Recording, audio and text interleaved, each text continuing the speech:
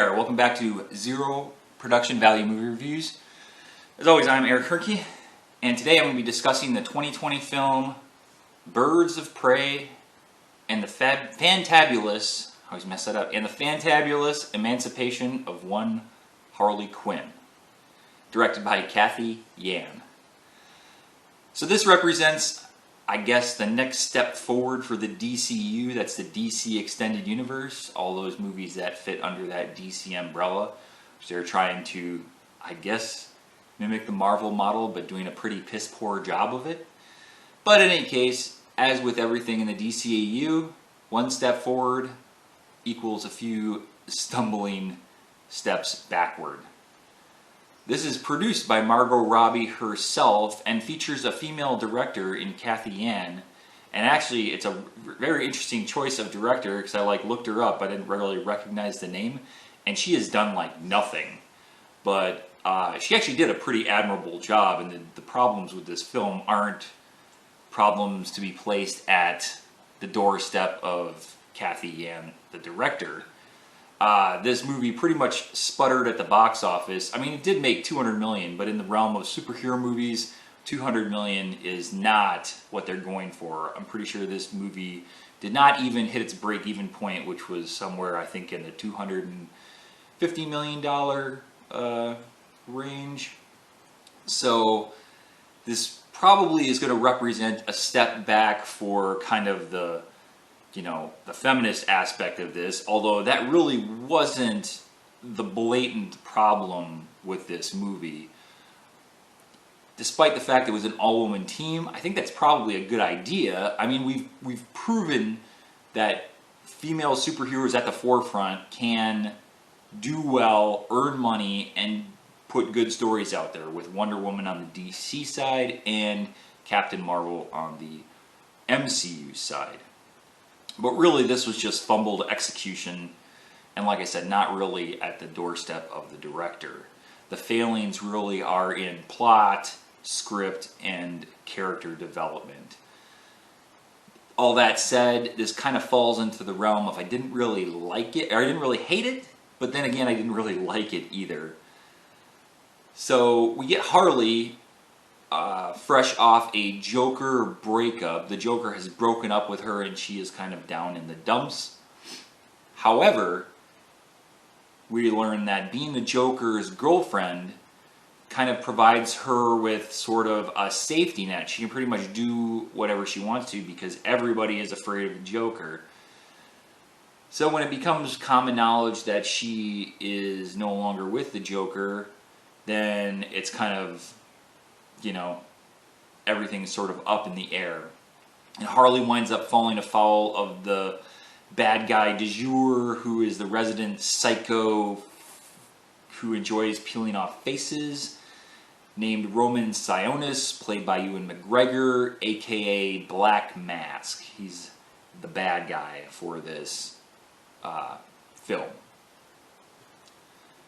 So there's a plot that has, a diamond stolen by young Cassandra Cain, played by Ella J. Basco. Harley goes after the diamond to try and get back in the good graces of Roman. And then we get all our other females sort of piling on into this narrative.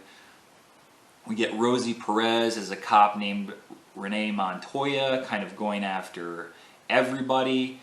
We get Journey Smollett-Bell, who plays Dinah Lance, aka Black Canary, who is a nightclub singer for Sionis and then gets kind of pulled into the job of his driver. And then to top it all off, we get Mary Elizabeth Winstead, who appears in a rather mysterious role as the Huntress. It's all just sort of a big melting pot of these characters. The only two that I really liked were Harley herself and Black Canary. I thought had the most going for her as far as the other characters. I thought, the others were just weak and flimsy and not really fully fleshed out. The Huntress they had as some weird, sort of straight man, being there was comedy played around her, and she was sort of this straight person. I don't know. She was weird. And Cassandra Cain was very young. Like, the actress who played her is 13, so I don't know if she's really supposed to be a part of this team or what. It was sort of just a mishmash. So addressing the feminist angle of this picture a bit, like obviously all-female cast, Margot Robbie produced, woman director, you know, and like I said before, I think we have demonstrated that we are ready, and it is far past time for women to have their own stories in the comic book genre of wildly successful films. And we've proven we can do it with Wonder Woman, with Captain Marvel, and there's a lot of strong female characters spread in amongst all these comic book movies. However, I did think it was an interesting story tactic to basically make all the men in the narrative bad guys to one extent or another. Like, there was like even one guy who you're like, okay, he's the one guy, and even he turned out to be kind of a dick. So, and like I said, and I think if you point at Wonder Woman, that's probably the perfect example of having a woman at the forefront, not really sacrificing anything to her male counterparts, but the male counterparts are actually, you know, doing something effective as well, and not just there to pay lip service. And it's this whole representation thing, and yeah, you could say, well, representation had been over here and now we want to swing it the other way. I'm like, yeah, but if the pendulum's over here, swinging it over to the far extreme on the other side isn't exactly good for representation or anybody involved. It just is going to splinter, you know, the viewing audience that much more.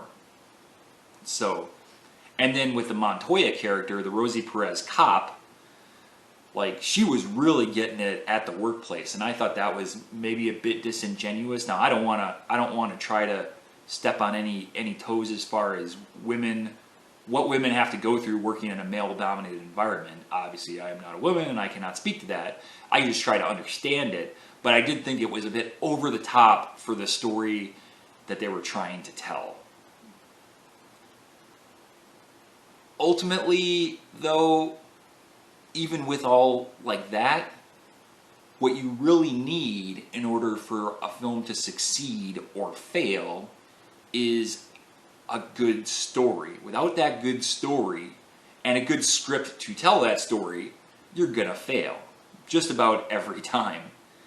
And while this had some moments, it had this silly diamond is an actual like account number thing to a fortune, which is the kind of, you know, the Maltese Falcon thing, the MacGuffin that everybody wants to get. And then you had just a lackluster script that had some moments, but overall it was just kind of, you know, it didn't really do much. It didn't really go anywhere. And those are pretty much the failings, because like I said, this had good direction. It had pretty good production design, good effects, a good overall aesthetic. I did think that this version of Harley Quinn was a bit lesser than the version we saw in Suicide Squad. And I don't know if that was on purpose, if that was meant to be because of her breakup, which I found it interesting too. Like, also another thing they could have done, and I don't know if this speaks to the character that I just don't know enough about, but if you want to make her stronger, or this is supposed to be her picking herself up by her bootstraps and, you know, emancipating herself. So vice her getting dumped and then having to rise out of the dumps and do that. She could have been the dumper instead of the dumpee, unless they felt that as a dumper, then maybe that should have involved the Joker and they didn't want to do that. I don't know. But that seemed a bit odd to me. In any case, the way that Harley was presented here, she was similar, but I don't know. I just think she was a bit lesser, and I don't know if it was because it was the attention was focused solely on her for the most part. Like, it says this is a teen movie, but it is basically a Harley Quinn movie with other girls in it. So, but for anyway, it just lessened the appeal of the character for me to some extent. So ultimately, this whole project is just mired in mediocrity, and it seems like DCEU and this project specifically just have a creative quandary. They just have these pieces and parts, but they just don't know exactly what to do with them to create an overall good movie. In this case, we needed a better story and a better script, and that would have probably elevated this, and it could have been something better. And especially if you're selling this as a team concept movie, then give me a team, and don't give me all these like 5 disparate women running around with their own agendas, doing their own thing, and only figuring out at basically the last second, hey, we all have kind of a common goal here, so let's work together. Yeah. So that's what I thought of Birds of Prey.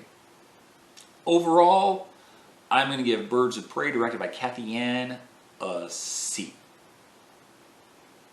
I love you. I appreciate you. Thanks for watching my movie review.